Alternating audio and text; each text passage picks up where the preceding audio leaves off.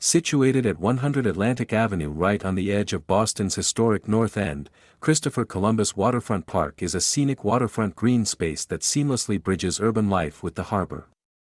Opened in 1976 to celebrate the nation's bicentennial, the park is famous for its iconic, 110-foot wisteria-covered trellis, which provides a lush, shaded canopy in the summer and transforms into a brilliant canopy of blue holiday lights in the winter.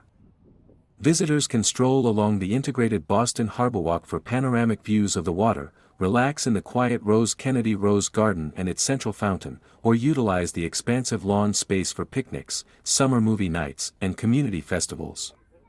Located just steps from the New England Aquarium, Long Wharf, and Faneuil Hall, and highly accessible via the Blue Line's Aquarium station, it remains one of the city's most beloved multi-use public parks for locals and travelers alike.